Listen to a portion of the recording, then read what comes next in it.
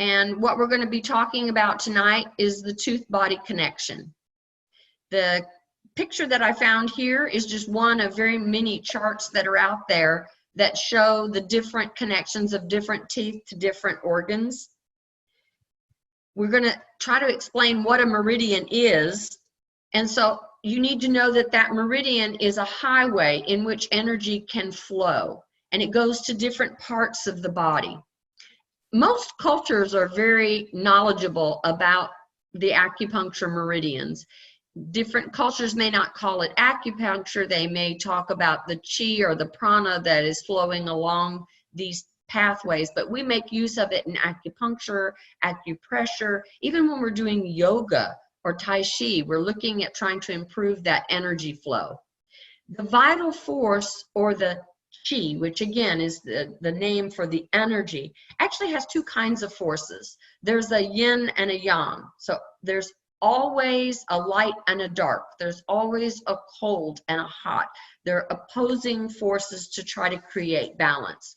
So in this type of medicine that we're talking about, everything is about balance. I happen to find this great video that I'm hoping will play here. If it's not, it's going to drive me crazy. There we go.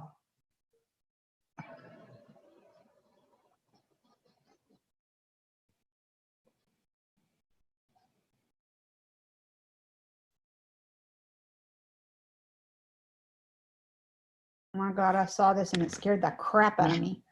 This is not me driving. This is your body trying to balance all the stressors of every day. If you don't think God is amazing that he made this piece of equipment that is able to do this,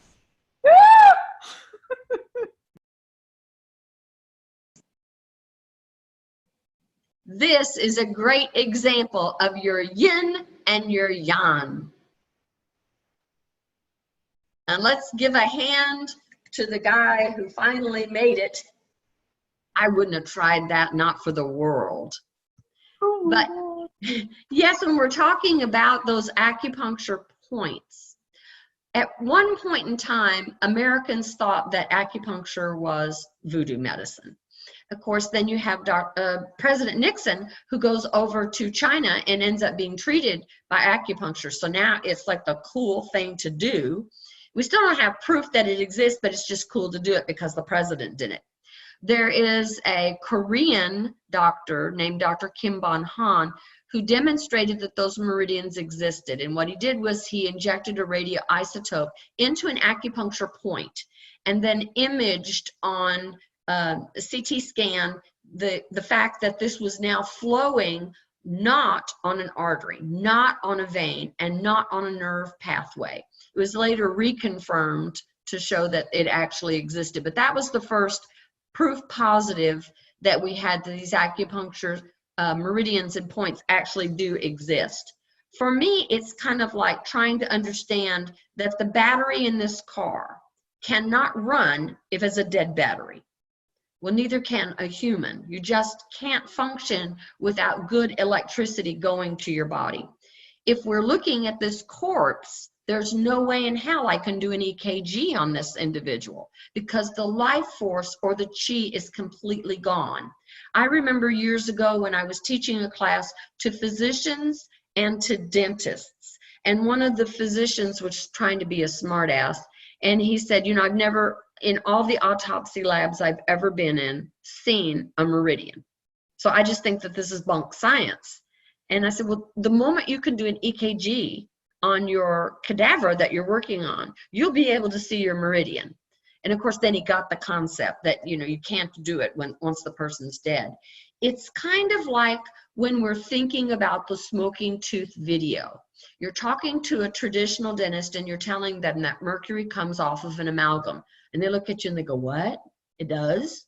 But in school, they told us that it didn't come off of the amalgam. Well, surprise, it does. And now we can show it. If we use a special background, we're able to visualize the mercury as it's coming off of that amalgam. And then we can make it come off more if we rub it with an eraser or we use a toothbrush across the top of it, and we can see how much more is coming off. The energy is like that. You know, we have meridians on our planet. And we talk about longitude and latitude, but we have these energy meridians because we have a north and a south pole. The energy is flowing through these pathways in our body, and what happens is disease sets in when there ends up with a short or a blockage in that flow. So I want you to visualize that you have a lamp sitting on the table. What happens if I cut the cord? Well, besides getting electrocuted, I can now see that the light is not going to light up anymore. This is what happens in dentistry when we do a root canal. We taxidermy a tooth and we leave it in its place, but it's energetically dead now. I understand that there's bacteria in there. There's a whole nother reason why a root canal could be a problem for you health-wise. My reason is the fact that there's something dead. No place in medicine do we say, oh, by the way, your gallbladder went bad, so instead of taking it out, I decided to stuff it with cotton and silly putty and left it in so you didn't have to tell everyone you don't have a gallbladder. I mean, that's just insane. So we want to make sure that our body connects so that it can talk to each other. You put your hand on something hot, and messages get sent to your brain almost instantaneously to then send messages back to your hand to say, jerk your hand away from that hot item so that you don't get hurt. Imagine you pick up a telephone to call 911 and it's dead. Somebody cut the wiring. There's a lot of things that won't happen even though you placed the call did not go through. So there's disconnects that can happen throughout the body, and that disconnect can happen at either end. I think it's particularly interesting when you look at bite wings and you see that the mesial of the 6-year molars have decay on an individual, but not the distal of the bicuspids. Now, those molars are on a different meridian. They're on the lung and large intestine. And traditionally, if you ask the person, how often are you having a bowel movement? Do you know what healthy is? 20 minutes after every meal. That's healthy. That's what happens when you're an infant. You never take an infant someplace and don't take a good supply of diapers, because when you feed him, 20 minutes later, you're going to get a prize. But somehow we muck up our diet and we stop having a bowel movement every day. So when I see patients and I say, how often do you poop? Oh, at least twice a week. And I'm going, oh my God, that's not only not normal, but that's deadly. So you've got to get that moving again. And those are questions that it's okay for you to ask. You want to think of this meridian as being a circuit. So I want you to visualize that you go into your kitchen and you try to turn on the dishwasher and the garbage disposal, and they don't turn on. But your oven and your stove work just fine. I'm going to go out to the breaker box and see if it tripped, because that's about all I know about electricity.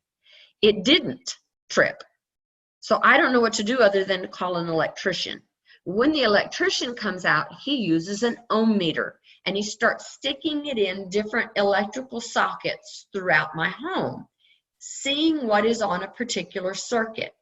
As he comes in and tells me, ma'am, you have power coming from your circuit breaker to the first 2 electrical outlets, but from there on, it's disconnected. I think a mouse must have gotten in your wall, which I'm freaking out about. How the hell did a mouse get in my wall? I don't like mice. But it must have nibbled a hole in the wiring and it's disconnected. So everything from that point on is no longer working. I don't need to go get a new garbage disposal. I don't need to get a new dishwasher. What I need to do is splice the wire back together, which is what the electrician will do. Another good analogy is when you're looking at that flow of energy, it should be like traffic that is free flowing, a steady, you don't have to put the brake on. You're just continuing to go at a steady pace. There's no jams whatsoever. When we talk about a jam, that's going to be something like my cows that I've got in the picture here. You can have the blockage be that the liver itself is not functioning correctly. It could be a tooth that's off at the other end of the meridian. The canals are easy enough to move. I could have a tree that is down. It's not a permanent disconnect. It's something that's temporary and it can be moved. There are some things that when we remove them are quite dangerous to do. And in this instance, I'm talking about more like a cavitation or a root canal where we really have a bigger obstacle to overcome. This is the best picture I've ever found to explain to patients about different blockages. Here I have a freeway here in Houston that is completely submerged underwater. If I had a magical vacuum cleaner that could just suck that water all away, instantly I would be able to get my car to go from one side of the freeway to the other. I no longer have the water as the blockage. When you have a root canal tooth that is a dead tooth and you've got dead tissue in there, electricity can't go through anything that's dead. It's not possible. That's why when I worked with the fire department as a paramedic, we would use wooden pike poles and things if we had to move electrical wires. Then, you know, we had on special equipment, but we would use wooden poles because something that's dead cannot conduct that electricity. Once that water is off of there, once that tooth is out and all the dead bone is out, the meridian connects instantly. It's measurable. When we're using EAV during surgery, you've got that connection immediately. You think of it as the light that we showed and the disconnect of the wire. What happens when you splice that wire back together again? The moment that wire touches, your light comes back on. It's an instantaneous connect. There are some things that really create more of a blockage than others. Like I said, root canals, cavitations, implants. If you don't really know what a cavitation is, I'm going to give you a very short description of what one is. Oftentimes they occur where a tooth has been removed. Usually it's a wisdom tooth. That's the highest number, but it can happen anywhere. Dentists are trained to remove the tooth and not do any more harm to the individual. Let's do the least amount of trauma as possible. But in actuality, that tooth was stuck into the socket by way of a ligament. And if that ligament is not removed, it is like giving birth to a baby and leaving the afterbirth in and just choosing to sew the mother up. You can imagine how septic the mom would get.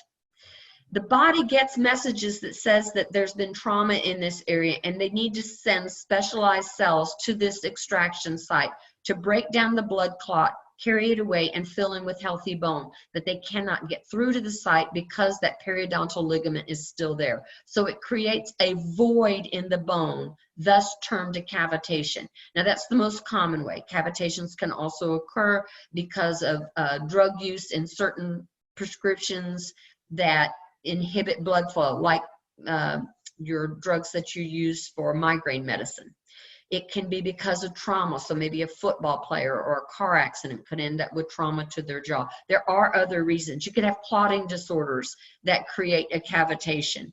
And the other thing here is implants. Again, electricity can't go through anything that's dead, but I want to show you what happens when you put in a titanium implant. Because it's metal, it's like sticking a fork in an electric socket and bending it around and sticking it in the bottom. You completely short out that circuit. Well, that happens in your body as well. Plus, titanium is known as a hapten. Please do yourself a favor and Google that word, H-A-P-T-E-N. It is anything that can trigger an autoimmune. Why would you want to put something in your body that you don't have Hashimoto's or scleroderma or lupus, and now you get an implant and now you have an autoimmune? Taking out the implant will not reverse the effect. It's done. The damage is, the trigger's already been pulled. So our other option is to look at porcelain implants. But I want to at least educate you to know that electricity does not go through porcelain at all. Zero, zippo. If I get this cute little gadget that goes on a lamp and I put it on the lamp so that I can touch the lamp by my bed and have it turn on without me having to reach up to turn on the switch, I must put that little gadget on a portion of the lamp that's metal. And I must touch with my electrical body a portion of the lamp that's metal. Then it turns the lamp on. If I choose to put the little gadget on a porcelain part of the vase, it will not turn on because electricity cannot go through that porcelain. Now, is that detrimental to the patient and life-altering?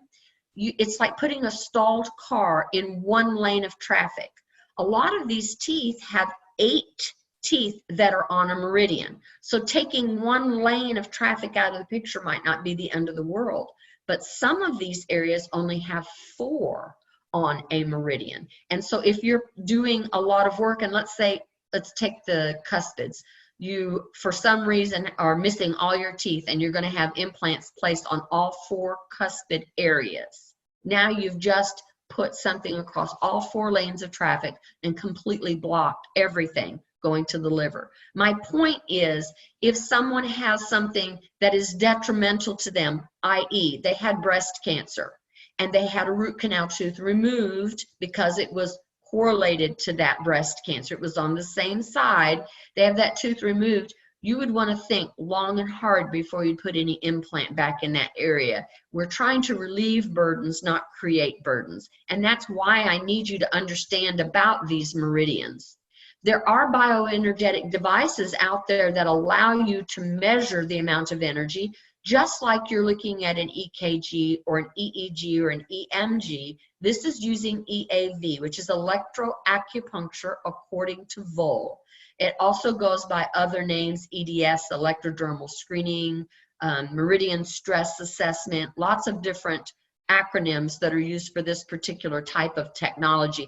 And that is a technology that I use, and I'm going to start offering some classes on that while we're in our downtime. We get back to the connection about the tooth body. You know that there is a papyrus out there called the Edwin Smith papyrus after the person who bought it. It was in 1862. It seems to be one of the oldest known ones where they're talking about surgical issues. That papyrus was written before 3000 BC. Not new stuff here, and it gives instructions on how to heal and treat wounds of the mouth. There's another papyrus that's out there that's a 4,000-year-old papyrus that describes a dialogue between a pharaoh and his physician. The pharaoh is complaining of severe arthritis, and the doctor's suggestion is that he get his bad teeth removed. You know, there's a very tight connection here that we're just now acknowledging. Even orthodox medicine is now slowly catching on to realize that heart disease can be associated with microorganisms from the mouth, from the teeth, from the gums, and from the jawbones, and in particular some of the root canal teeth. I want to show you some of the different charts. I actually did my thesis work the first time I had to do a thesis for my PhD. I did this data collection of different people's problems and what meridian it seemed to correlate to, because this is not something I learned in hygiene school. This is not something I learned when I was going through postgraduate. It was something that was being presented to me new, and because it had never been presented to me before, I wanted to set out to disprove it. I thought it was actually bunk.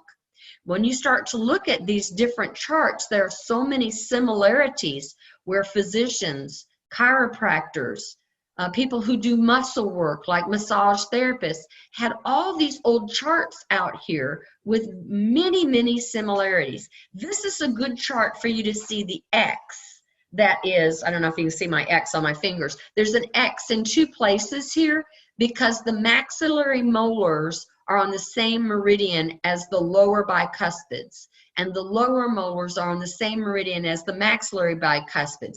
I couldn't make that transition in my head when I saw this chart, and honestly I was working with a doctor that was doing acupuncture. I couldn't even understand his English, and so I was a little frustrated trying to commit all this to memory. So I just kept collecting different charts from different people.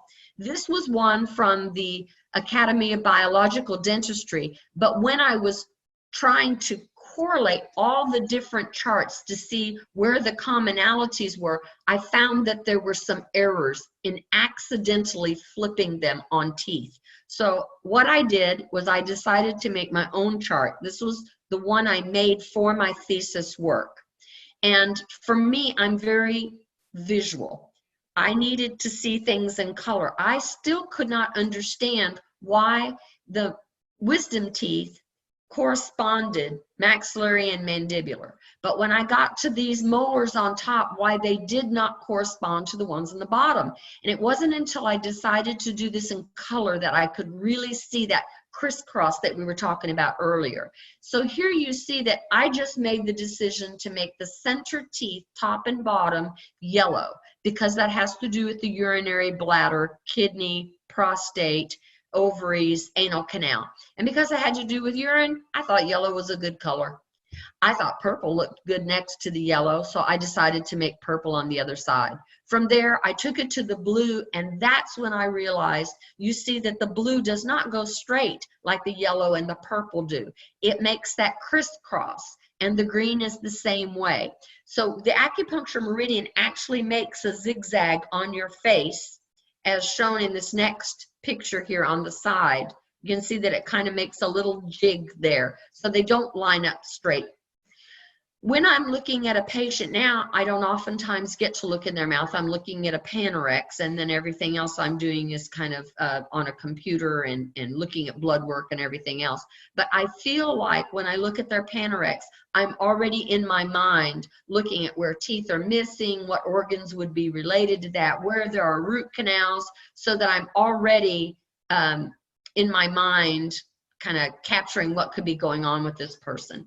Let's go over what these different teeth have and what they're related to. The wisdom teeth, number 1, 16, 17, and 32, they're all on the heart and small intestine. A lot of times people will come in with mandibular cavitations. The mandible is on the energy exchange, not the maxillary, but the mandible is as well. So there's a slight difference there. Now we're talking about tooth number 2 and 3, 14 and 15, 20, 21, and 28 and 29. That's where that crisscross happens. So the top teeth on this side of the molars and the bicuspids on the mandible, on the right side is the pancreas. It's also related to the breast and the stomach and the thyroid. On the left side, it's more spleen, but you still have the stomach and the breast and the thyroid. When you get to your bicuspids on top and the molars on the bottom, that's where it does that flip-flop. And this is lung and large intestine. This is the one place where a tooth jumps off its meridian. The second bicuspids on top are also breast teeth. There's no other organ that is related to so many teeth as the breast is. Instead of just being related to 8 teeth, we've got 10 that it's related to. Then we go on to the 6, 11, 22, and 27, which are your cuspids. No wonder they call it your eye teeth, because it's actually connected to the eye. It's also connected to the liver and to the gallbladder. And then we look at our anterior teeth. So we've got 7, 8, 9, 10, 23, 24, 25, and 26. Those are all the things that are on the kidney, the bladder, prostate, uterus, anal canal. On the bottom, the teeth are related to the adrenals. And common thing to find is someone has a lingual bar from their orthodontics going across the bottom. So imagine that you walk into my office and your feet moved just fine, but now I think it's healthier for you to have a bar welded in between your shoes.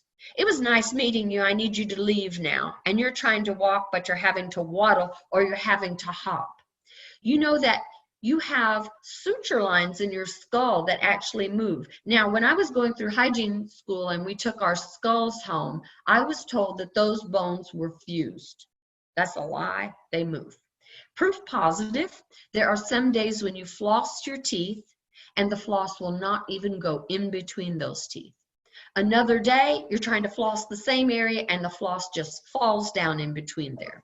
That is because of that ebb and flow. So when you have a bridge or a lingual bar, it restricts the movement of those teeth and can bother the things that are on that particular meridian. Things that block the meridians as far as dentistry, like I said, the lingual bar, bridge work, root canals, even though they are a huge bacterial issue and there's lots of controversial research out there with us sending these teeth off for pathology to find out what's inside, it's not the bacterial issue.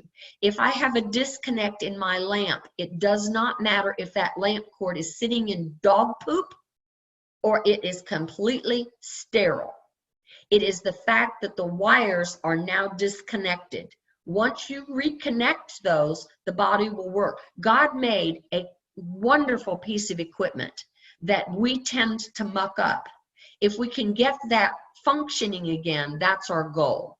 We talked about the implants and how they can create electrical problems.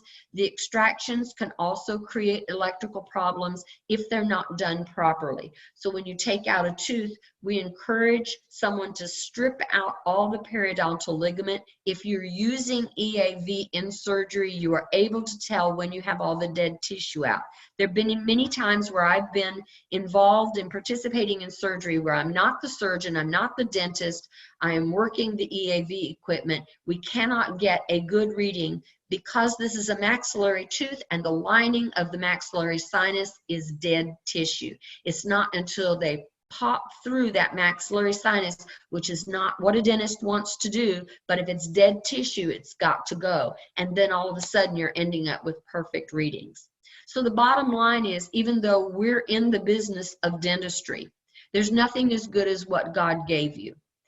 Our focus should be on prevention for children and encouraging everything we can with good diet and food and proper hygiene to keep those teeth so that we don't have to look at things like implants and root canals and extractions. I wanted to put on here some scientific information in case there are those of you out there that go, oh, this is all hooey. Here's an article on EAV. There's tons of white papers out there on EAV. Dr. Vole is the physician that actually came up with the concept. He was learning about acupuncture. He didn't know when it was appropriate to use a gold needle or a silver needle. You use gold to stimulate an acupuncture point. You use silver needles to depress the energy when you need to. But he didn't know when it was appropriate. So a friend of his said, well, why don't you just use an ohm meter and figure it out? And he said, well, I thought the skin had, you know, a consistent resistivity over the entire being. Well, they found out that it doesn't. The acupuncture points are actually windows to be able to find out different things.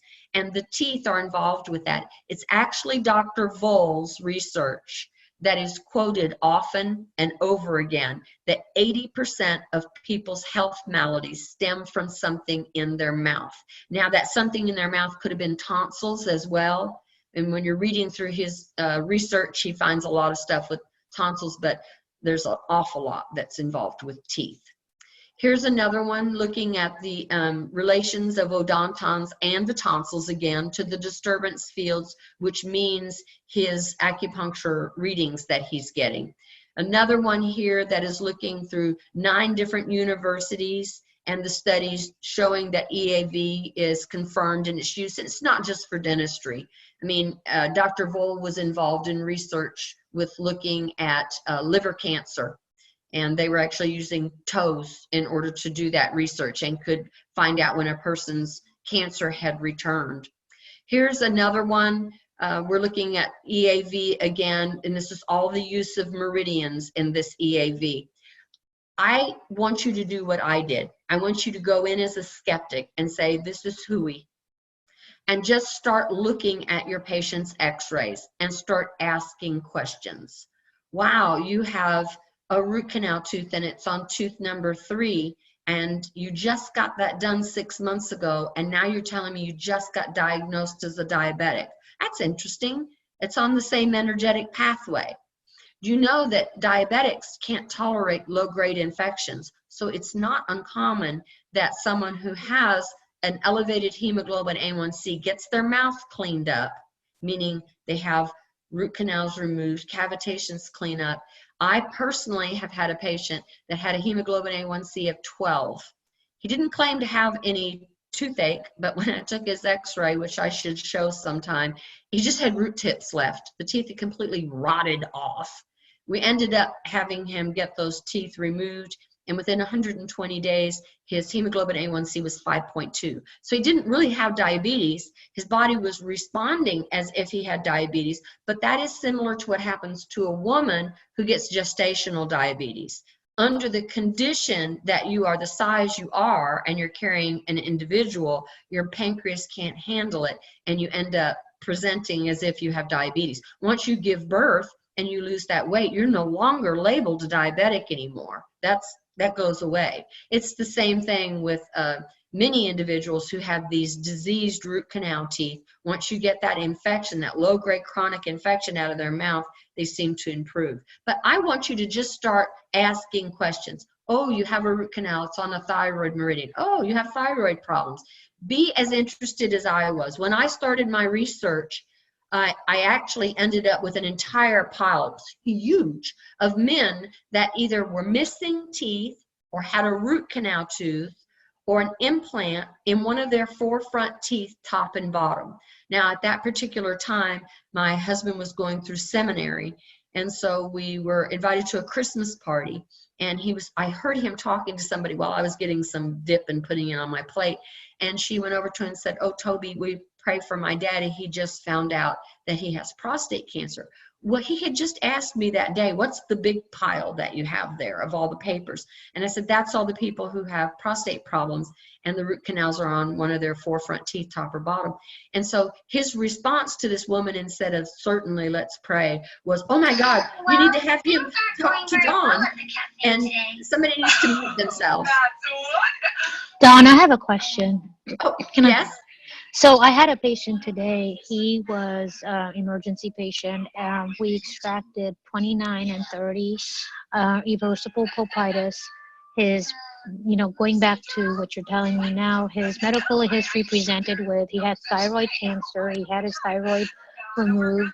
He's a diabetic and has high blood pressure. And he also had 18, 19, 20 extracted from before. So he's missing 18, 19, 20, and today we pulled 29 and 30. Yeah, so you're going to look at that chart and you're going to see it's amazing. So how would you tell this patient this? Like, how do you say, because you're saying him missing his molars, him missing 18, 9, he's missing 18, 19, 20, and now he's going to miss 29, 30. Correct. Is that possibly going to make his diabetes worse? Or, how is that related? How can I present that? Well, the first thing you do is you take something like a dental chart and you post it in the bathroom of your office, or you put it in your operatories. Go ahead and mute yourself so that I'm not talking over kids. There you go. If you put that in different places through the office, the patients will start asking about that. What does that mean as it's going down? That's interesting. I'd like to know more about that. Yes, you will find, I remember years ago having a patient referred to our office where we were told tooth number 18 was to be extracted, and I went in and did EAV, and I couldn't find that it needed to be extracted. The patient was hypertensive, but they had just placed a gold crown on this tooth. And so what I was finding was it was the gold crown, so we had to call his primary care physician, who was the one who was referring for the tooth to be removed, and ask if we could pop off the gold crown and see what happened with the blood pressure. And in that case, it just needed a different type of crown. So I advocate for testing teeth before we just start removing every root canal that you see that's in there. That's not what we want at all. As far as verbiage, how would you have talked to this patient? Like, "Oh, I see you have, a couple of molars missing in the back and premolars." What I would do is tell them it's more than coincidental that you have teeth on the same meridian that are missing. And so I'm going to get you connected with a functional medicine doctor or a naturopath that can help you, because maybe it's that your bowel is not working correctly, or maybe you've got an issue with your lung that is making these teeth poop out on you. Realize you can have a tooth that causes you pain. Let's use the example of tooth number 3. it's causing you pain. You do a pulp test on it, you don't find a problem, you put heat on there, you have them bite down, there's no problem whatsoever, but they keep telling you they have, you know, pain on occasion. If we do EAV on it and I find it's a thyroid problem, taking that tooth out is not going to fix the thyroid problem. Fixing the thyroid is going to make the pain for the tooth get better. So that's where you as the dentist can't make some kind of a diagnosis. You're going to have to send them to a naturopath or a functional medicine or an MD that gets the tooth body connection. So that you fast. Yes, who's Teresa's raising her hand, I think. Yes, I'm trying not to interrupt. No, please do. So I wanted to say that I have a story just about that, right? So my mom came to see me a few years ago, right? And she had tooth pain on tooth number 26. And it was driving her nuts. I adjusted the occlusion. She kept telling me, it hurts, it hurts, it hurts, it hurts. And I was like, there's nothing wrong on the x-ray. I can't see any infection. The tooth is testing alive. You know, and so I asked Dawn, I said, Dawn, and that was my first inkling that, oh my God, the whole Meridian thing was right. You know, like there was something there. And I asked Dawn and she goes, well, does she have a kidney or bladder infection? Because it, you know, that sits on the Meridian. And I said, well, yeah, she has kidney and bladder infections a lot. She goes, well, you might want to get her checked out because it might be like a really bad one. And so she goes to the doctor and the doctor goes, oh my gosh, it's the worst one you've ever had. So the doctor puts her, and she has multiple antibiotic resistant infections. So anyway, the doctor found the right antibiotic to put her on this one time, right? And darned if the tooth pain didn't just go completely away. It completely went away. And years later, her tooth is still okay. You see what I'm saying? So that's the beautiful part about EAV is you don't have, like, typically a patient will come to you and they'll say, I have a toothache. And so your answer, right, as a dentist is like, well, if you have got a toothache, you're going to need a root canal, right? Well, what if some of the things that come to you are not actual dental infections? Maybe there's something going on one of the other organs, right? And so the beautiful part about EAV is if you can look at a tooth and you can't see any kind of infection on that x-ray or any kind of infection on a CBCT, then, you know, consider going to have them tested. You know, sending them to Dawn to have them tested, or find somebody near you, because not everybody is lucky enough to have Dawn. I have Dawn. I'm very, very lucky. But have them tested, because sometimes it's not the tooth. Sometimes it's an organ. You know, so that's what I wanted to say. We had a Zoom earlier for hygienists, and so I am going to repeat myself in something that I said, because there are lots of people here that weren't on that call. But when you are looking at a patient and you know that they have a heartbeat because they're alive, you don't know how that heart is functioning until you hook it up to an EKG. And then you're able to look at that rhythm or dysrhythmia and figure out what's going on with the individual. EAV is like that. It's an electrical test for teeth. And it's not just teeth, it's an electrical test for the entire body to see how the body is functioning. And you can use different acupuncture points to elicit different information. It's just that I particularly focus on doing the teeth because there are so few people that do that. We really need to get more people educated on how to do that. I want to answer a couple of these questions because I'm not sure that I understand this one. This one says, Dawn, so is all this implicating that there is decay, for instance, on a tooth where it hasn't grown into an abscess or infection around a PDL, that an organ can likely be affected too, or is it the associated organ affects the tooth? It can go both ways. You can have a tooth that becomes so sick that it affects the organ. You can have an organ that is so sick that it affects the teeth. So a lot of times I'll tell people, for instance, if their foramandibular anteriors show up with adrenal issues and there's no lingual bar, I'm pretty sure then that's an MTHFR individual. And I'll tell them, look, I think that you have a genetic flaw that is preventing you from being able to methylate correctly, which is affecting your adrenals. Bottom line is, if you don't get that addressed, these teeth are not getting enough energy. They could spontaneously die for no reason that a dentist would find. They would just give you some reason. You must have gotten hit by a swing when you were a little kid, or one of your kids bopped you and you don't remember it, but it was enough damage to cause the tooth to die slowly. No, it's the adrenals that are causing a problem, and if you don't get it addressed, all of the teeth that are on that adrenal pathway. I remember having a lady who had a toothache up here. She was frustrated with me because I told her it was her thyroid. She went to a dentist down the street, had the tooth taken out. Several months later, the tooth right beside it, tooth number 2, started bothering her, and she came back to me. I said the same thing, it's a thyroid. Wait a minute, where's tooth number 3? Oh, I was so frustrated at you being telling me it was a thyroid that I went down the street to another dentist and I just told him to take it out. Do you realize that's like going to an orthoped and saying, I'm having excruciating pain going down my left arm. Please cut my left arm off. And he's trying to tell you you're having a heart attack. It's referred pain. So not every toothache is a tooth that needs to be root canaled. Not every toothache is a tooth that needs to come out. That's why it becomes so valuable that you work with a practitioner that is taking that burden off of you, and they're helping determine that. The next one was, it says, are there instances where the organ affects the tooth and some where the tooth? Okay, well, that's pretty much the same question. And that was Teresa and her story. I can tell another story on Teresa. And I know she'll remember this one.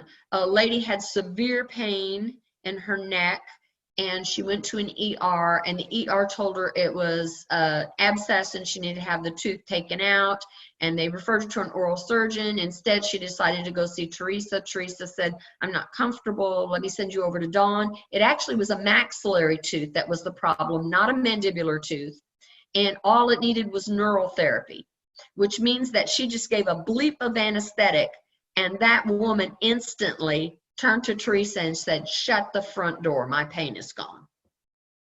It's just that fast. So this Meridian system that we're talking about may be new to you.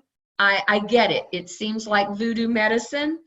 It's not. Just keep an open mind, and as you start learning while we're in all this obligatory downtime, you're gonna come back and practice completely differently than what you left your practice with.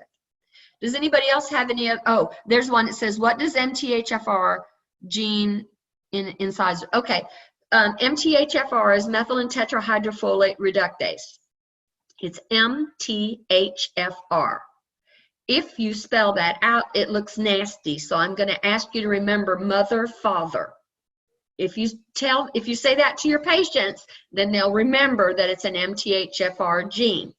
The MTHFR there are 2 parts to it, and of course now we know that there's a COMT and a lot of other things that play into the methylation, but they play into this methylation process. So I'll use myself as an example. I have an MTHFR flaw. I don't have any amalgams. I have very high levels of mercury because people who have the MTHFR gene can't methylate. They hoard mercury. They store it in their body. You hear stories where moms will tell you, I took 2 children in to get their vaccinations, and one is just fine and the other one won't have eye contact with me. The one that won't have eye contact is not methylating the mercury. They can't discard it from their body, so it builds up to toxic levels. People with the MTHFR gene have a difficult time getting B12 out of the red meat that they eat, and or they don't have the enzymes to break down folic acid into folate, which is the usable form. So when I was trying to get pregnant with my son, my OBGYN had me on 800 micrograms of folic acid, which did absolutely nothing for me because I can't break it down. It just builds up to toxic levels. My son was autistic, deep in the spectrum. You know, he had very high levels of mercury. He got that mercury from me. Part of Teresa's and my passion is networking with women that are in dentistry and helping you get safer, helping you detoxify so that you don't have children like I had to deal with. I don't want anybody to go through that nightmare. My son has since passed away, but we had done everything that we could possibly do to get mercury out of his system and get him functioning. Anybody else have any questions over meridians? Good, you're all my little gurus now. I'm happy. I want you to know that these Zoom meetings are every single night of the weeknight. We're trying very hard to bring you interesting topics. Dawn, I have one question. Sorry. Yes, please. You got me really interested about, you said hygiene meeting. How do I get my hygienist on these meetings? What meetings do you have for hygiene? Okay, great question. What we did tonight is we put out an invitation to dental hygienists to try to get them interested in biological dentistry. We had a meeting which was just kind of a talk to them session. Right now, the Academy is offering, if they're a member, which is $75 to become a member of the IABDM, we are offering them the free Zoom meetings that we have for everybody else. We are offering them free certification to become biological, and that's a multi-step.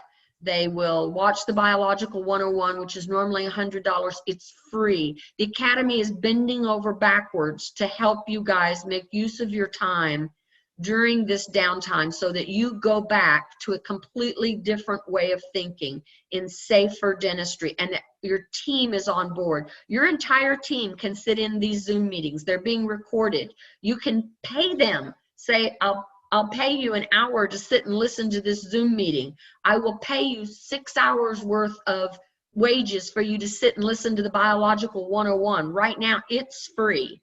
And then they take an exam, and the exam is similar to you all's, where it's a question, and then you have to find a credible reference to answer it correctly and provide that reference for us so that we have a pool of credible references. And then you, of course, have to answer the question correctly. And then they can do a presentation. They can do a Zoom presentation. They can do a video, anything that shows that maybe they want to study tongue diagnosis or essential oils used for people that are having a lot of anxiety. And they would do a PowerPoint presentation on that in order to finish getting certified. So every night we have these Zoom meetings. The hygienists, your dental assistants, everybody is welcome to come to them. They're welcome to go to the IABDM website where that red bar comes across. Click on that and watch our old videos that are up. If you've got suggestions for new ones, please, please email me, drdawn@drdawn.net, and I will get on as many of these as we can. I am passionate about us doing this at no cost. Teresa wanted to reach out to non-members, so right now you don't have to be a member to attend any of this. To be certified, you have to be a member. But education is important, that we get it out to everybody. Teresa's goal over this next couple of years is have every office be a biological office and practice safer. And I applaud her for that. So is there anybody else that, I'm going to check this chat thing one more time. I have a question. Oh, I'm sorry. Go ahead, doctor. This is actually interesting because you talk about diabetes. So I got into biological dentistry because of a sleep and airway.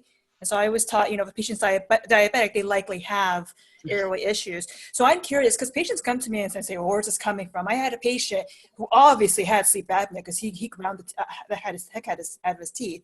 But he also asked about meridians. I was like, well, I think you should look at your airway first because that's like king, because that's oxygen. And of course, he was diagnosed with severe sleep apnea. So how do I talk to patients about that? It's like, I guess is my question. Well, first off, breathing is not alternative medicine, so it trumps everything. Yeah. And there are times where we even have to keep a tooth if we can, in order to create a better airway, and then look at the burden later. Other times where somebody comes in and I'm testing a tooth and I'm going, airway can be managed with the mandibular advancement appliance, and we're going to have to make that do because the root canal tooth is killing them. Okay. It's that much of a burden to their body. So that's not something that you would be doing, though, as the dentist. You will be referring out to someone who does that. Unless we start doing these seminars enough that you get a hygienist or somebody in your office, which I know Teresa has someone in her office that does it.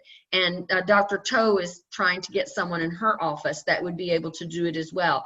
And I'm happy to start, realize learning to do EAV is, it's not something you learn to do over a weekend. It's something you learn to do over several months. But we've got time right now, so there's no reason why we couldn't get some equipment that is inexpensive, and I'm talking about something that's maybe less than $200, and start training at home with some of these acupuncture points. It wouldn't be computerized. It wouldn't give you data collection. It wouldn't have any of the homeopathic capabilities, but we certainly could start learning in that area.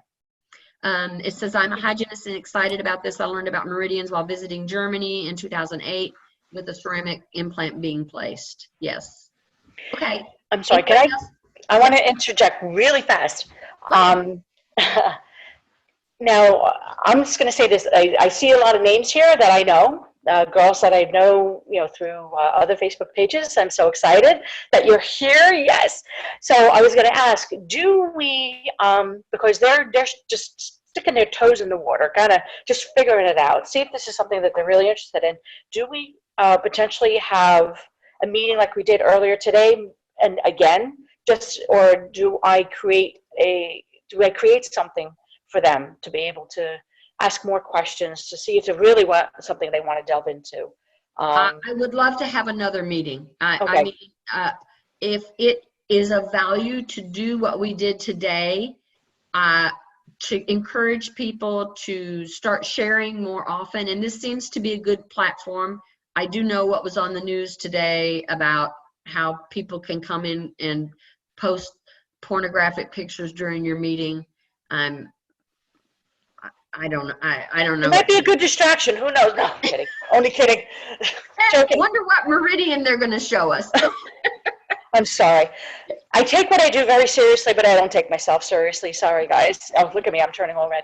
But I just, because I love this so much, and I want everybody to be so interested in it. And the fact that we have girls that are just starting to ask questions about it, I think I would love to be able to have more of these meetings so they can ask more questions, because they're going to do a little research now. They're going to be like, I want to look into that. And by next meeting, they'll have more questions. So when do you think we could do something like this, or do you want me to get back to them? Yeah, we can do that offline of this, and we'll put out another meeting post. Okay. And we can do it like this, where it's at 5 o'clock and then tandems into a 6 o'clock. Okay, great. Now, and actually, no, the earlier meeting wasn't. It was basically just a round table, just talking about like what stressors we have and what we're looking for. So it was basically just like to feel out what was going on. So it's usually going to be always posted on the IABDM paid members page. Correct.